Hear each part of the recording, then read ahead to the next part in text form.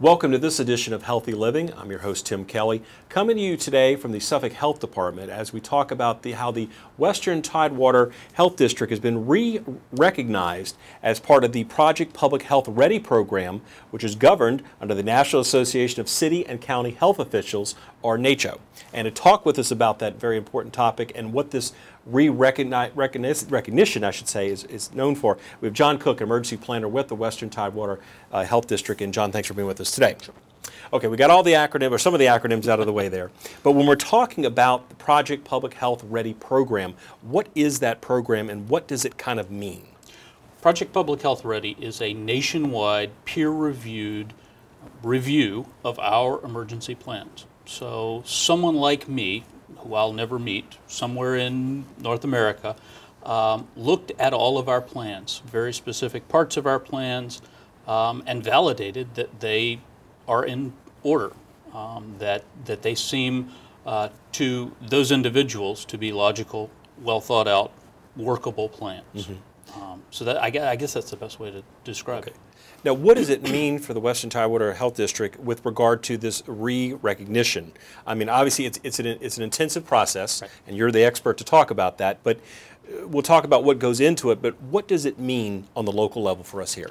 It means that your local health department has a valid plan, has a good plan, a workable plan, that there is someone in your locality who is ready to respond if there is a public health emergency, that not only myself and the health director and the epidemiologist, but everyone that works with us, that all of our employees are well trained, that they've been educated, that they've exercised our plans, that we have volunteers enough to staff our dispensing sites or whatever emergency we respond to, right, that someone has looked at our plans and said, that's a workable plan. Now, when we talk about what type of public health emergencies you would respond to and the organization responds to, what are some of the things we're talking about in general? In general, a public health emergency, anything with the word mass in front of it. Mm-hmm. Again, we're not so focused on individuals with an illness. Right. We're focused on what do we do if everybody has a problem. Got it. So if everyone needs a vaccination, we have a plan to do that. Correct. If everyone needs medicine, we have a plan to do that. If a large group of people need to be isolated or quarantined for some reason, we have a stepped up process for mm-hmm. that. In other words, there are some very simple things that we can do to protect the rest of the public from someone with a disease. Correct. One individual or 10 individuals or thousands of individuals. And so it's a progressive sort of thing. And you mentioned the term, a mass, I use for emergency or mass situation where we're talking about multiples and multiples of people. But through the process, we'll take, for example, flu. Mm-hmm. People, epidemiologists and people with the health department are in contact with hospitals, doctors' offices and things as, if you will, flu season is kind of rolling itself out or kind of morphing into different elements right. and different segments of the Evolving. population. Exactly. So it may not rise to the level that you have a mass situation, but yet you are continuing to monitor it along the way to make sure where this is going. Exactly. And staying in touch not only just in this health district, but also neighboring jurisdictions, so that the fact that everybody's kind of on the same page, and if it's moving a certain way or doing something where it rises to that mass level or cutting it off before it gets there, you can get involved, correct? It's all about communication. Right. We're part of a team. There's obviously the health director, who is the physician, who is giving us the guidance on what it is that we should be doing, yes, and conferring with central office and the other physicians who are the subject matter experts. Then there's an epidemiologist who works right next to me, mm-hmm. Who is responsible for monitoring where the event is. Sort of, in my terms, to put a circle around it. How bad is it? Right. It's my job to deploy whatever it is that the doctor says to do. Mm-hmm. How do I get that shot or that medicine, or how do I convince these people to stay where I need them to stay? Correct. Whatever. I'm the how guy. Got it. If that makes It does. Makes sense. Now, when we're talking about the Western Tidewater Health District, what localities kind of or neighboring jurisdictions are brought under that umbrella? Sure. We're the City of Suffolk, Right. the City of Franklin, Isle of Wight County, and Southampton County. Okay. And of course, we have other ones that I guess regionalize it in the area as well, extending beyond that. Is correct. Exactly, Yeah, okay. Exactly. For example, the Eastern Shore takes Northampton County and Accomack County. Got it. So there are others like us. Some health districts have only one locality. We have 4. Got it.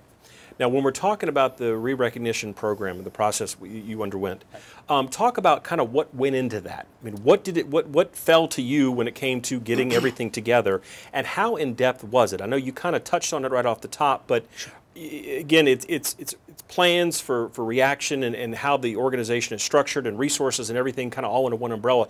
But how do you pull that together? How was it pulled together? And again, how specific did it get down to? It started about a year ago when we first applied through NACCHO, Right. and then we began to put together documents. So there were a series of plans and documents that we had to submit to NACCHO, and then there were specific questions that we were asked, and some of them are very specific, down to how we have trained our staff. Show us a copy of the training that you provided. Right. Not every situation lends itself to prescripted training. Some of it is what we call just-in-time training. So they wanted to see that as well. If you have situation X, show us your just-in-time training. How are you going to train spontaneous volunteers who may show up, or people who haven't already received training? Show us an example of that. And so the roll-up document that we submitted was a hyperlinked to the specific place in our plan. Right. We sent that off to NACCHO, who then farmed it out to, I believe it's 2 or 3 individuals somewhere nationwide who were reviewers, Yes. Who took the time, about a month, to go through and follow all of those links and say, you know, this is valid, this is what we wanted to see, this Right. meets the measure. And then they returned it to us. There were a couple of opportunities for us to improve. About Thanksgiving, we got that back, turned it around in a very short period of time, and received the recognition just after the first of the year. Well, I imagine this process, certainly along the way, as you're pulling everything together, as well as the end product, if you will, really gives you and the organization a chance to reflect on what you do, how you do it, how you pull it together, because I know sometimes plans are created, formulated, technology, people, situations change, so obviously they have to be freshened up to adapt to the new environment that you're in.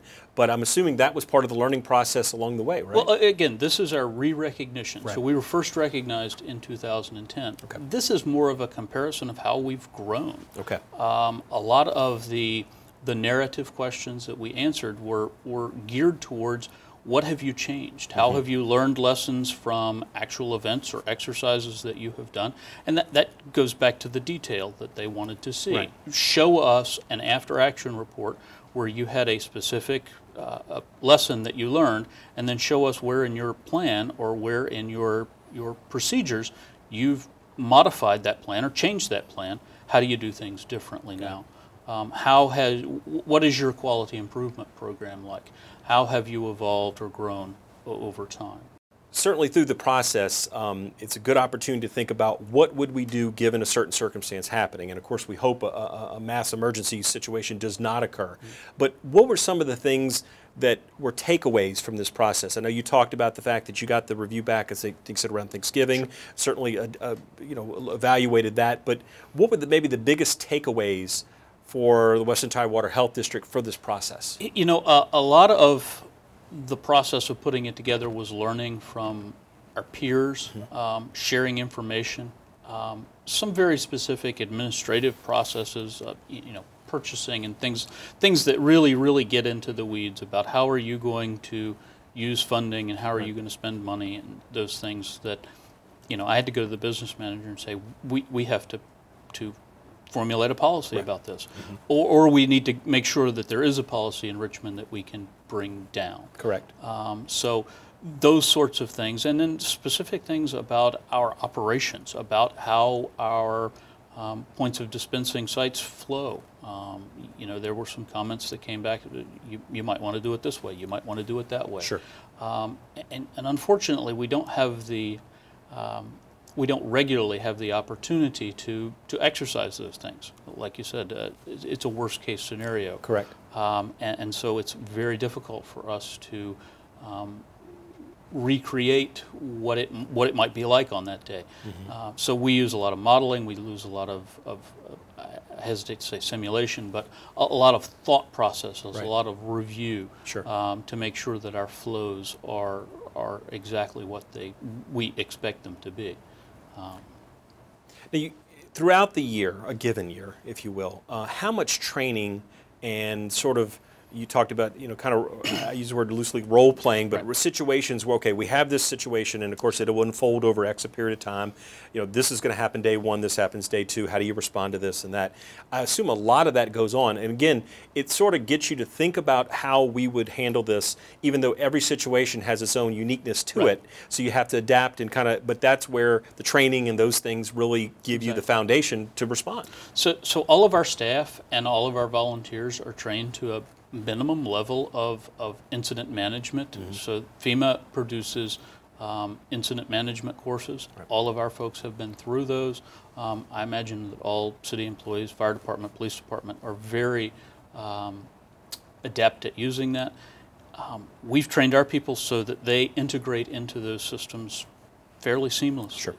So that our public health nurses understand who's in charge and who's responsible for information and who's in charge of operations and those kind of things. They have that background. A lot of that is done in service. They can do it online using a learning management system. Our volunteers come in, they go through an orientation process that lasts about 4 hours and then continually are trained. Once a year we have a full-scale, large exercise, and then as events unfold and things occur, smaller exercises. Right. Each year we stand up a flu clinic just to make sure that our process for vaccinating a large number of people at one time is intact. Oftentimes we don't get enough people right. To come through our process. That's one of our challenges. Sure. But each year we do that. Usually around from late fall to around Christmas time, we receive a stockpile of vaccine. Correct. And we run that clinic. Right. We'll set up a flu clinic somewhere in western Tidewater. So our volunteers come and help us with that. They're trained, so we have an exercise, and usually we have a full scale exercise. Right.